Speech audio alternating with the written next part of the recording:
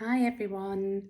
Now this weekend I was talking to some teachers who are trying to implement a communicative approach in a rather traditional teaching context, and they told me how parents' comments or criticism can actually impact their mental well-being. So I thought that's a really interesting comment, because I think particularly if you're a primary or secondary school teacher, it's not unusual that parents have criticism towards our teaching approaches or what we do in the classroom.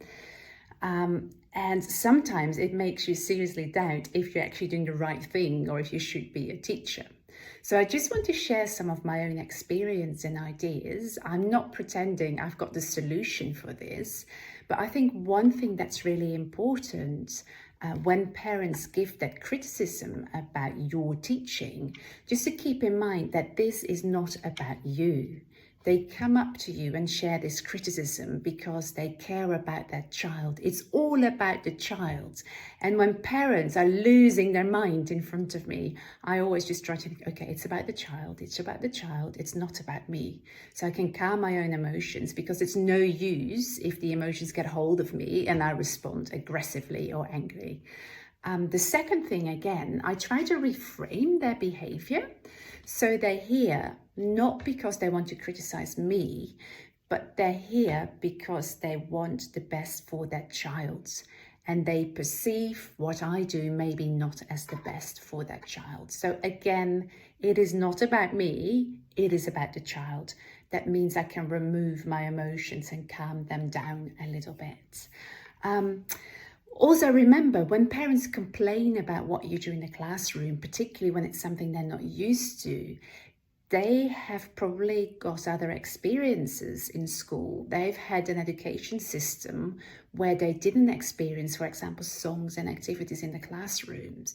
So their knowledge, their values, their beliefs about what is effective teaching and learning are completely different from what we believe that to be.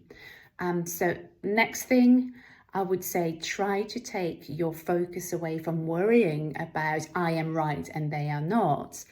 Listen to them, ask questions, find out what they think the real problem is. Is it, for example, that you worry that children don't learn because I use songs and activities?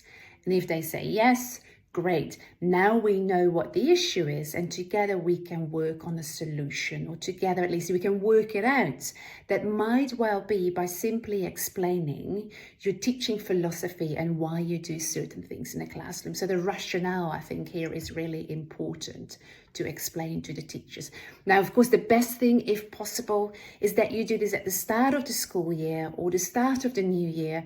You tell your teachers about what their children can expect, what stories they can expect at home about lessons in the classroom, and maybe set up a two-way communication channel. That could be WhatsApp, it could be Seesaw, or a website or Padlet, so they can ask you questions and you can communicate about the success your learners have in the classroom. Now, if you've got any other tips for my teachers, that would be wonderful. I'd love to hear from you, so please share them in the comments below. Thank you.